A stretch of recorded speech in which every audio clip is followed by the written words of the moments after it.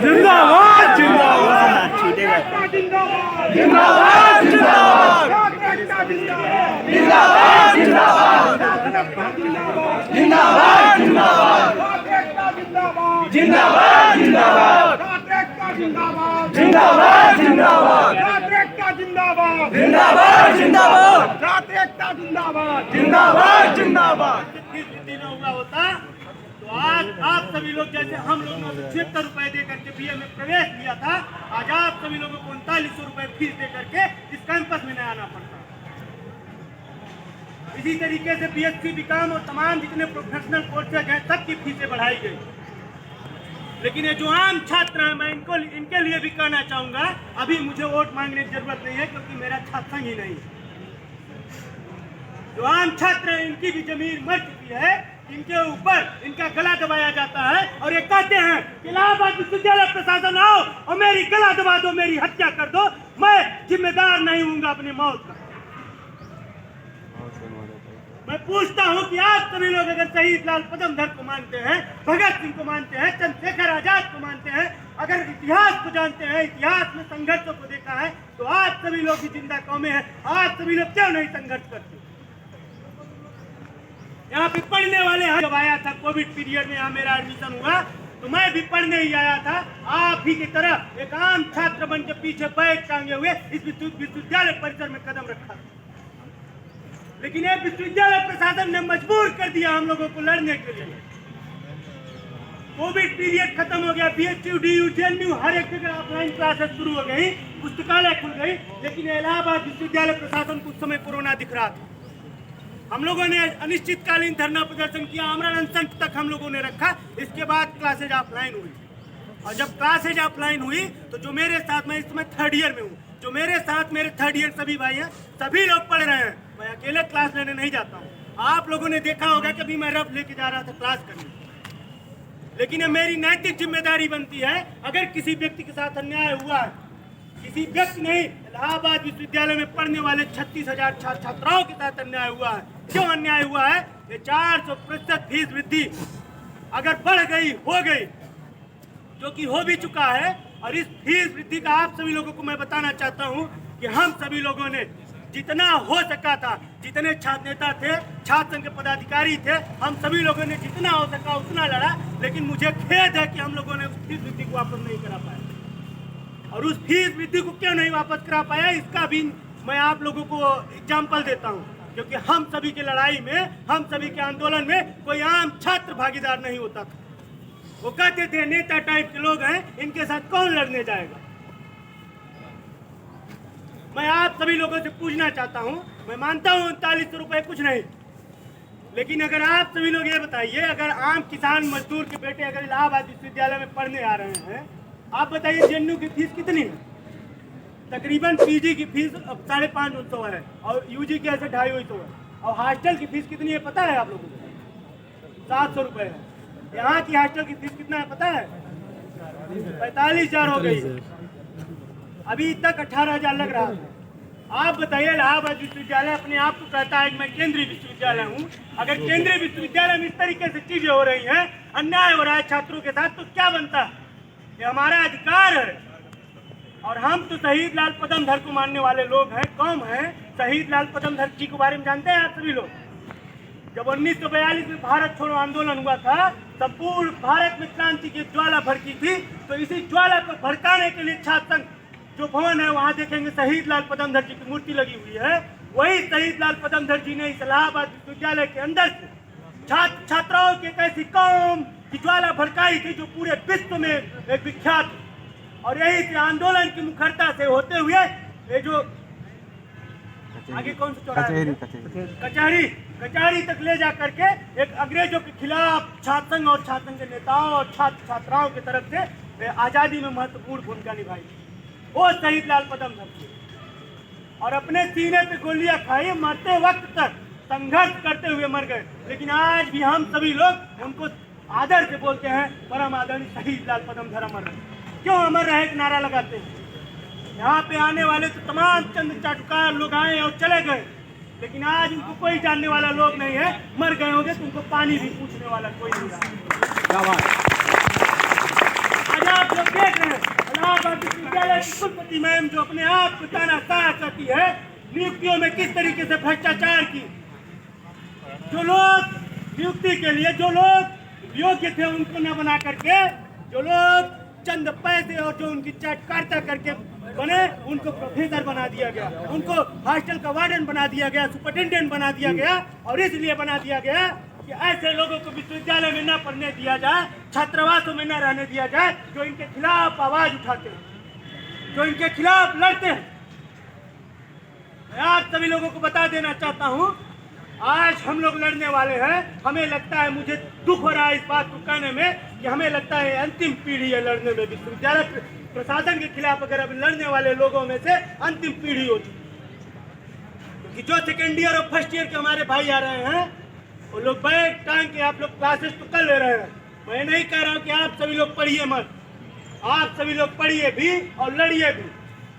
अगर आप सभी लोग यहाँ से विश्वविद्यालय से कुछ सीख के नहीं गए, अगर आप सभी लोग कहीं भी जाएंगे, पूरे देश में अपने गांव में कहीं भी जाएंगे, आप सभी लोग कभी लड़ नहीं पाएंगे। आप सभी लोगों के साथ अन्याय होता रहेगा और आप सभी लोग सहने के लिए उसको आप सभी लोग उसको मजबूर हो जाएंगे। आज आप सभी लोग देख रहे हैं, एक विश्वविद्यालय की वाइस चांसलर आ रही है, अपना इतना प्रोटोकॉल मेंटेन की है, इतना प्रदेश के मुख्यमंत्री और उप मुख्यमंत्री का भी प्रोटोकॉल मेंटेन नहीं होता है। मैं कहता हूं, मैम आप भी विश्वविद्यालय की छात्रा रही हैं, इसके बाद आपने असिस्टेंट प्रोफेसर बन के कुछ दिन पढ़ाया, आज आप वाइस चांसलर हैं, तो आपको हम छात्रों की बात सुनने से क्यों डर लगता है? क्यों डर लगता है आपको हम छात्रों की आवाज सुनने से? क्योंकि हम और आप सभी लोग अन्याय के खिलाफ न्याय के लिए लड़ रहे हैं, आवाज उठा रहे हैं। देख रहे हैं आप सभी लोग, कुछ लोग तो इसमें सोच रहे होंगे कार्टून बनकर सत्यम कुशवाहा घूम रहे हैं, लेकिन इस विश्वविद्यालय का पीड़ित छात्र, छात्र नेता नहीं, पीड़ित छात्र है। इनका दर्शन शास्त्र में एडमिशन हुआ था, इनका प्रवेश ही निरस्त कर दिया गया, दाखिला ही निरस्त कर दिया गया। अब किस बात के लिए निरस्त किया गया जानते हैं? जब कोविड पीरियड हुआ तो उस समय ऑनलाइन ऑफलाइन के लिए लड़े, छात्र संघ बहाली के लिए लड़ रहे हैं, विश्वविद्यालय में हर एक छात्रों की समस्याओं के लिए लड़ रहे हैं, फीस वृद्धि के लिए लड़ रहे हैं। जो इनके खिलाफ आवाज उठाएगा उसका प्रवेश निरस्त कर दिया जाएगा। आज सभी लोगों को मैं बताना चाहता हूं, इस तरीके से तमाम हमारे जो साथी लड़ रहे हैं उनके खिलाफ भी, उनका जीवन भी, विश्वविद्यालय का शिक्षा का जीवन भी इस तरीके से हंसिए पे लटका। जैसे मैं एक खुद उदाहरण हूँ आप सभी लोगों को, कई बार नोटिसें आ चुकी है, लेकिन मैं फिर भी कहता हूँ कि इलाहाबाद विश्वविद्यालय के खिलाफ जब तक इस विश्वविद्यालय में रहूंगा तब तक आवाज उठाता रहूंगा और अपनी आवाज को, मैं इतना जानता हूँ अगर हम सभी लोगों ने यहाँ इलाहाबाद विश्वविद्यालय के सीनियरों से कुछ सीखा है तो लड़ना, पढ़ना और भिड़ना सब कुछ। मैं ये नहीं कहता हूँ कि आप सभी लोग 24 घंटे आंदोलन करिए, लड़िए, भिड़िए, आप सभी लोग पढ़िए मत, आप सभी लोग जरूर पढ़िए और पढ़ करके आप सभी लोग इलाहाबाद से निकल करके संपूर्ण भारत में अपने माँ बाप और अपना नाम रोशन करें। लेकिन आप सभी लोग तभी ये कर पाएंगे जब आप सभी लोग यहाँ एक उचित व्यवस्था में आप सभी लोग पढ़ लेंगे। आज मैं आप सभी लोग क्लासरूम में जाते हैं, आप सभी लोग गर्मी, अभी तो ठंडी चल रही है, जब गर्मी का 4 महीने पीछे चले जाएंगे, आप सभी लोग बताइए कितने कमरे होंगे क्लासरूम के? अगर 4 ठो फैन लगा होगा तो 2 ठो फैन नहीं चल रहा होगा, 4 ठो अगर उसमें लाइट लगी होगी तो 2 ठो लाइट फ्यूज होगा। क्लासरूम की सफाई सही से नहीं होती है, प्रोफेसर सही से टाइम से नहीं आते हैं पढ़ाने। बिल्कुल ऐसा क्यों हो रहा है? ऐसा इसलिए हो रहा है कि हम और आप सभी लोगों के खिलाफ आवाज नहीं उठाते। हमको और आपको लगता है कि हम प्रोफेसर की नज़र में, वाइस चांसलर की नज़र में, DSW की नज़र में, चीफ प्रॉक्टर की नज़र में अच्छे बने रहेंगे। मैं आपको बताऊं, ये लोग, आप सभी लोग कितना भी इन लोगों के लिए कर लीजिए, ये सभी लोग छात्रों के लिए कभी नहीं हो सकते हैं, छात्रों के न्याय के लिए कभी नहीं हो सकते। और एक सेकंड आप सभी लोग सुन लीजिए, आज वाइस चांसलर मैम आई है, हम लोग एक ही मांग करेंगे, 400% फीस वृद्धि कैसे वापस होगी? आप उससे होगी भाई, होगी। और आप बताइए क्यों बढ़ाई है 400%? सही बात है। मैं पूछना चाहता हूँ, अगर आप 400% फीस वृद्धि की है तो किस लिए प्रवेश वृद्धि की है? आपने छात्र नेताओं का अगर प्रवेश निरस्त किया है तो किस आधार पर प्रवेश निरस्त किया है? मैं आप सभी लोगों को बताना चाहता हूँ, संघर्षों के दिनों को याद दिलाना चाहता हूँ कि हम लोग यहाँ तक नहीं लड़े, हम लोग यूजीसी तक गए, विश्वविद्यालय अनुदान आयोग दिल्ली तक गए, वहाँ पे ज्ञापन दिए, चीज़ों को किए, अपने बातों को बताए। उन्होंने भी हमको आश्वासन दिया था कि हम सभी लोग इलाहाबाद विश्वविद्यालय प्रशासन के खिलाफ कार्रवाई करेंगे, लेकिन आज तक कोई कार्रवाई नहीं हुई। जानते हैं क्यों नहीं हो रही है? क्योंकि उनको पता है इलाहाबाद विश्वविद्यालय में पढ़ने वाला हर एक छात्र लड़ता है, और इस समय जो कि आंदोलन कमजोर पड़ रहा है, छात्रों की मांग नहीं मानी जा रही है, उसका जिम्मेदार हम और आप सभी लोग। सभी लोगों को कहना चाहता हूँ, अगर विश्वविद्यालय में आप सभी लोगों को शान से पढ़ना है और शान से रहना है तो जो चंद चाटुकार हैं उनको जूतों से मार करके विश्वविद्यालय से भगाना पड़ेगा। आज 400% फीस वृद्धि हुई है, 2 साल बाद 800% की फीस वृद्धि हो जाएगी और कोई बोलने नहीं आएगा। तब तक हम भी हो सकता है विश्वविद्यालय परिषद से जा चुके। आप सभी लोग भी आइए और लड़िए इनके खिलाफ, क्योंकि आप सभी लोग अगर इनके खिलाफ आवाज नहीं उठाएंगे तो ये एक दिन हिटलर का आप लोगों ने देखा होगा किस तरीके से हुआ था, लेकिन उसकी भी मौत दर्दनाक हुई। उसको भी इस दुनिया में मुंह छिपाने की जगह नहीं मिली थी। वही हाल इन लोगों का होगा, वही हाल इन लोगों का होगा। आज आप सभी लोग देख रहे हैं जिला प्रशासन से लेकर विश्वविद्यालय प्रशासन तक है किस तरीके से। मैं आप सभी लोगों को बताऊं, यहाँ जो छात्र नेता खड़े हैं उनके ऊपर 36 FIR, 36 मुकदमे, 32 मुकदमे, 28 मुकदमे, 20 मुकदमे, इस तरीके से मुकदमे लाद दिए गए।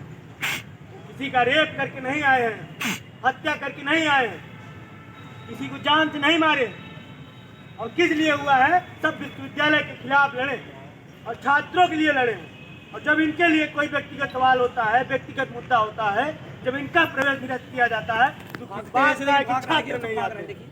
अपनी जिम्मेदारी का निर्वहन करके भाग रहे हैं। दुख इस बात का होता है कि छात्र नहीं आते हैं इनके साथ खड़े होने के लिए।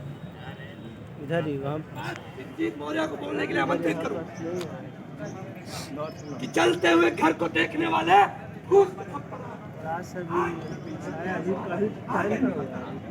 उसके कत्ल पे मैं चुप था, मेरा नंबर अब आया। मेरे कत्ल पे आप सब, अगला नंबर किसका है? आपका आपका आपका आपका। इसलिए अगला नंबर का इंतजार मत कीजिए, इसी बार सचेत हो जाइए और फूंक दीजिए क्रांति की ज्वाला, इंकलाब की आवाज, इतनी बुलंद आवाज कि जो ताई, जो ये ताना था